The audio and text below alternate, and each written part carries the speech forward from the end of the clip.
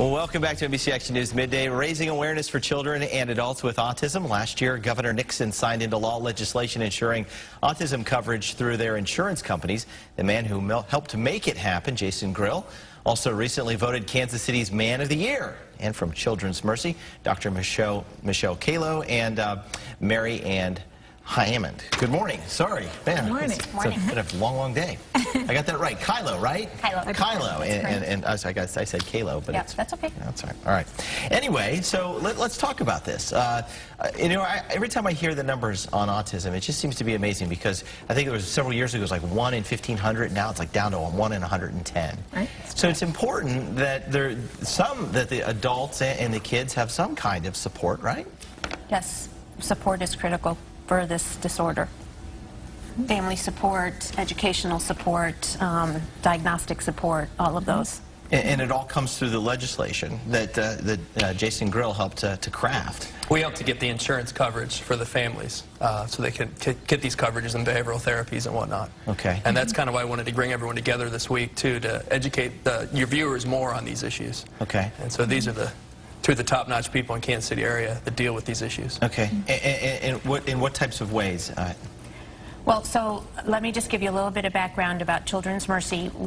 Our section of Developmental and Behavioral Sciences at Children's Mercy is a large section that cares for children, teens, and their families with a very broad array of developmental, behavioral, and emotional disorders. One of those is autism, and that portion of our work has grown tremendously in the past 10 years. As you said, the numbers have changed drastically over that period of time.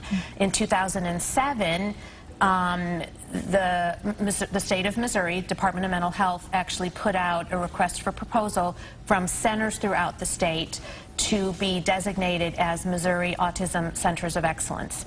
And we applied for that at Children's Mercy within our section and were designated as a Missouri Autism Center of Excellence. So since 2007, we have really grown our diagnostic and treatment and family support capabilities. So I, as the section chief and a developmental pediatrician, am one of the physicians who actually evaluates children, assesses them for whether or not they meet criteria for diagnosis. That's the start. And then Mary Ann, who is our community coordinator for education throughout the community, really is out there in the community organizing educational opportunities and trainings for parents and professionals, etc. So we really want to focus on that component today because we believe that that is critical for families. And Mary Ann, it seems like there is somewhat of a misunderstanding because, you know, there's along the spectrum, there are different ranges. And so in terms of educating, what are you aiming at? What's your goal? Well, that's a really good question because we say even though you've seen one child with autism, you've seen one child with autism, they all look differently, and yet there are some similar characteristics, and so we kind of focus on our trainings focus on issues that affect almost all children on the spectrum: sensory issues, communication issues, for the parents, social issues, how to be a good advocate for your child as a family that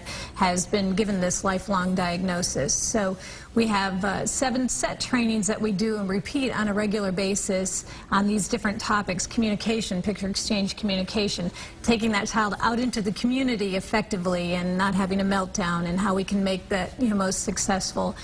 So those are some of the topics. To the educators, we talk about how to recognize the red flags of autism, parents as teachers, early childhood educators, even the residents going through our own clinic at Children's Mercy that are seeing kids in clinic. So across the board, how we can get these kids recognized that need further evaluation, and then how we can get them into treatment that will let them be the most successful children and on into adulthood. Certainly opening my mind and raising my eyebrows to that, not knowing that, so it's certainly a good education.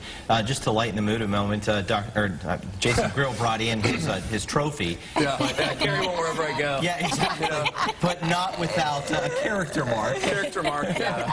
What did you drop that like a soccer trophy? I dropped it like the champions over in Europe off a bus. So, and you got this for the signing last year, for the legislation. This is actually for Kansas City Man of the Year with Casey Connections. Okay. And I made my beneficiary Autism Speaks. Okay. And all week we're going to be talking about autism. And Friday we're going to have a check presentation to the folks at Autism Speaks. Awesome. That was raised during this competition and the votes. Oh, that's awesome. Yeah. Well, thank you. Thanks for coming in today. Thank you very much. Appreciate it. Yeah, nice to meet you. All right, and don't forget, Walk Now for Autism Speaks comes to Kansas City on Saturday, September 24th at the Kansas Speedway. This gives you a few months to get those legs warmed up, get into walking shape. So far this year, the walk has already raised nearly $15,000 for autism education. If you want to register for the walk, we have a link on our website, NBCActionNews.com. Just click on Scene on 41. We'll be right back after this.